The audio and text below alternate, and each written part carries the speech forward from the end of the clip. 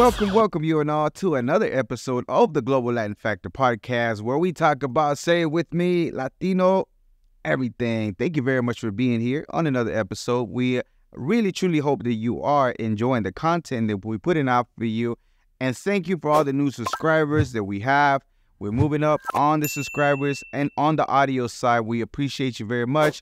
If you can rate us, give us a 5-star rating, leave us a comment, leave us a like on YouTube. You don't understand how much it does help. You are already here. You are already here watching. So it doesn't take a lot, but it does help us immensely. You don't understand how much it helps us. So thank you very much. Okay, let's get to this Latino today. Again, welcome to the Global Latin Factor podcast, where we explore and dive into the diverse culture of the Latinos all around the world. In this episode, we'll continue to discuss the life and legacy of one of the most iconic figures in Mexican comedy, Cantinflas. That's right, Cantinflas. He was born as Mario Fortino Alfonso Moreno Reyes in 1911. Cantinflas went on to become a beloved comedian, actor, filmmaker whose influence can still be felt today. Join us as we dive into the fascinating life of Cantinflas. Now, Cantinflas' early life was marked with poverty, hardship, and he used to even have to use his wits to navigate through the tough neighborhoods in Mexico City. He first gained popularity as far as in a circus tent. That's where he actually began to do it until he actually moved into a legitimate theater and film. His breakthrough came in 1940 in the film Ahí está el detalle. There is the detail. Ahí está el detalle, which introduces his signature character of El Pelado, which is an impoverished farmer.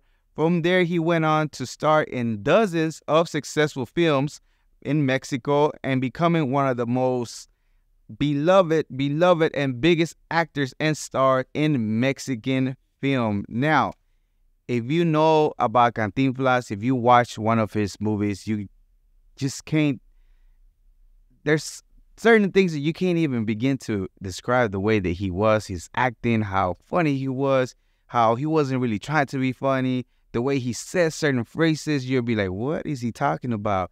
Like, he'll take a common phrase and he'll flip it around, or he'll have some moral things and he just be doing it. He used to kind of like, his look too.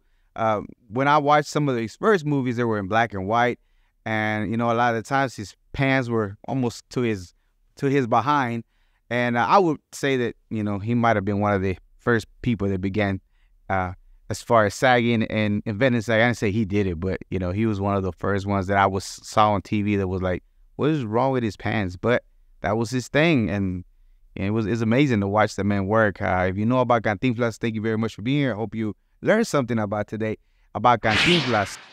Hello, quickly jumping in to let you know, we know that you are enjoying the episode. Hit the subscription, hit the bell, and again, right back to our programming. Thank you very much.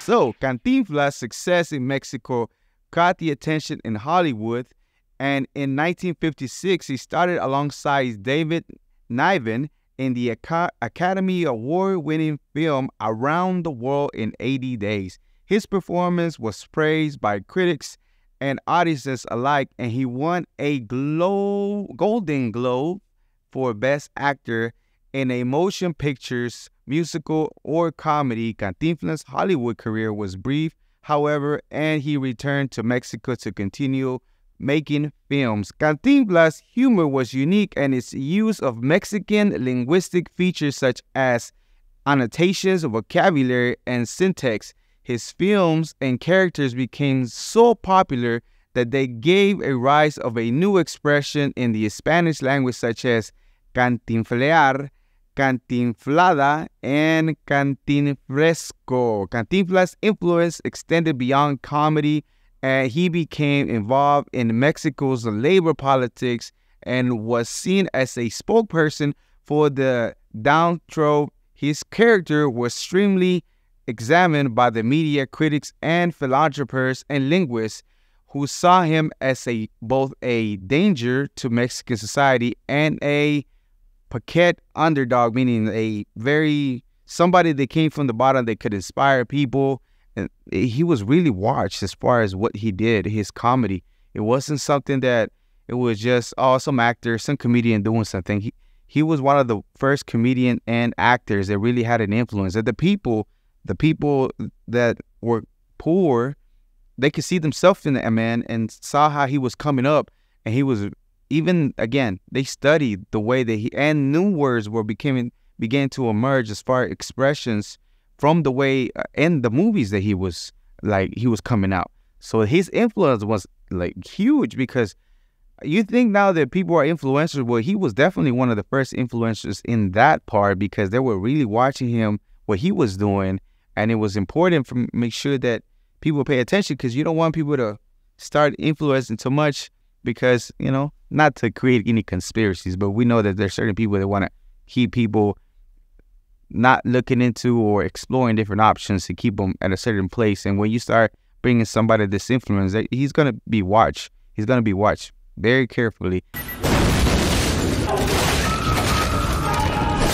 Now, Cantinflas was married to Valentina Inanova Subarev for nearly 30 years, and they had one adopted son together. After Valentina's death, Cantinflas struggled with alcoholism, health problems. He passed away in 1993 at the age of 81, leaving behind a legacy that continues to inspire generations of Mexicans and Latin American comedians and actors. His contribution to Mexican cinema and culture have earned him a special place in the heart of people across Spanish-speaking worlds.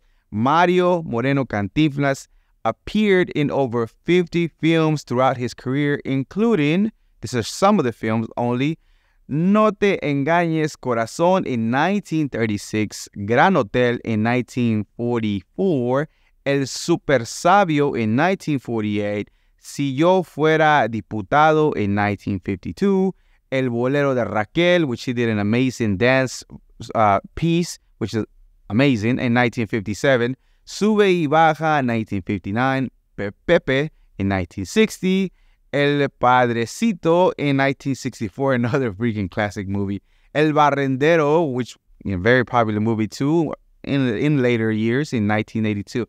If you ever got to watch some of these movies, his dance was amazing. Till this day, sometimes myself, I find trying to imitate some of the moves that he did, because, oh my goodness, this man was amazing. Even now, whenever I go visit my mom and she has a TV on here and there, they pass one of the movies, and I just, even if I'm scrolling through, I would just stop and watch the movie because he's so entertaining.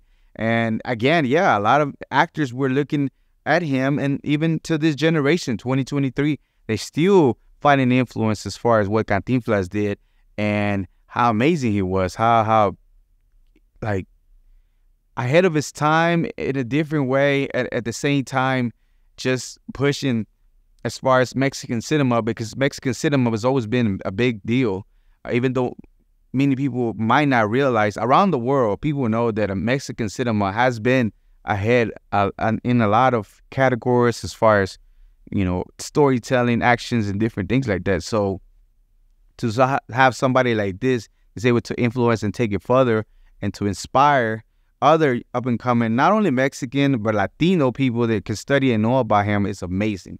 Now, throughout his career, Cantinflas was known for his ability to make audiences laugh while also attacking serious issues such as poverty and social inequality. His legacy lives on in the hearts of his fans and continues to influence. He has on the world, has influenced the world of comedy. Now, once again, thank you very much for checking out another episode of the Global Latin Factor Podcast. We hope that you enjoy as we explore the legacy of Cantinflas, and we hope that you enjoy learning about this iconic figure that has impacted Mexican and Latin American culture in cinema and just in general. Again, remember to subscribe to the podcast. Join us on the next episodes.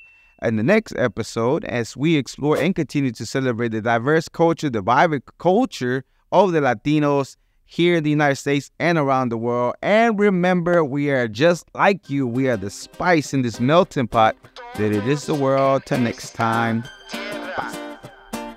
Thank you very much for checking out another episode of the Global Latin Factor podcast. Remember to subscribe, hit the bell. It means a lot to us. You don't understand how much you are appreciated whenever you do that. It helps us so much, and we are quickly moving on different platforms of the Latino community so we can bring you a lot more important content about Latinos, and it's all thanks to you. Thank you very much. What is the la Vigo? Walks like a pero but in fact is a flamingo. Coming to Havana and from Puerto Rico. On a pirate ship, you don't know where do we go. The birds of the jungle chasing fortune and fame, but Juan is flamingo is not walking the same. Balaje de la flauta and banana.